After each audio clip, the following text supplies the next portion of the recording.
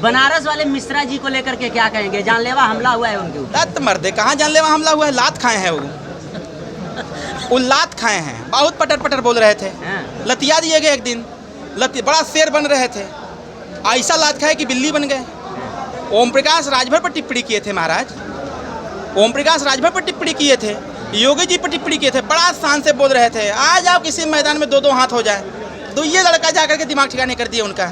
अब लेके बैसाखी पर चल रहे हैं, हाथ इधर घुमा रहे हैं, पैर उधर घुमा रहे हैं, और आंख जो छोटी छोटी थी वो बड़ी बड़ी हो गई। अब उनको दिख रहा होगा। ये पार्टी के लड़के थे हैं? नहीं, मेरे लड़के नहीं थे।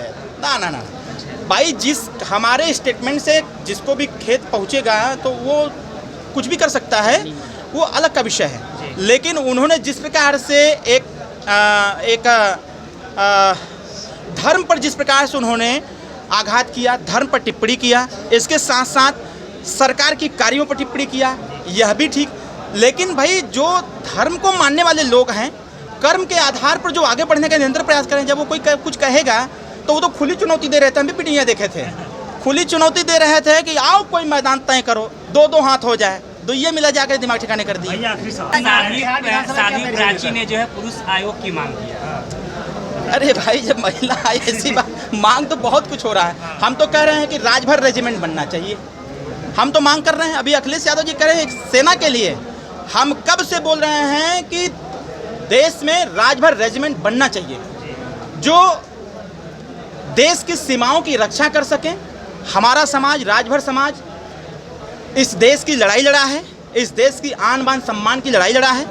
जो विदेशी आक्रांता इस देश में आए थे, उनको धूल चटाने का प्रयास किया। जितने लोग आए थे, कोई बच के वापस नहीं गया। जो इतना क्रांतिकारी समाज रहा हो, तो हम मांग करते हैं कि यह हटाइए, सबकी रक्षा की जिम्मेदारी राजभर को दे दीजिए, राजभर रेजिमेंट बना करके। सवाल है, जहाँ भी बिहार विधानसभा में क्या तैयारी चल रही है? विधानसभा चुनाव बिहार की पूरी तैयारी हमारी है, और अभी कुछ दिन के बाद सारी चीज़ें फ्रंट पर आ जाएंगी। हम पूरी ताकत से लगे हुए हैं। इस बार बिहार में हम विधायक भी जितवाएंगे और सरकार बना करके मंत्री भी बनवाएंगे।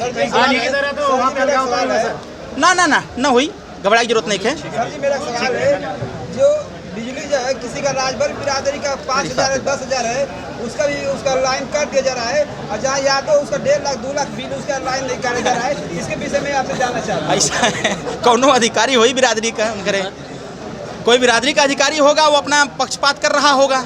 लेकिन हम प्रयास करेंगे कि जितना बिजली बिल है सबका बकाया वो ख़त्म हो जाए। मऊ जिले के ही बिजली मंत्री हैं, ऊर्जा मंत्री, हमारी बातचीत हुई थी। उधर जनवरी फरवरी में बिजली बिल माफ़ी का अभियान चला था, लेकिन बहुत सारे लोगों को जानकारी नहीं हो पाई थी।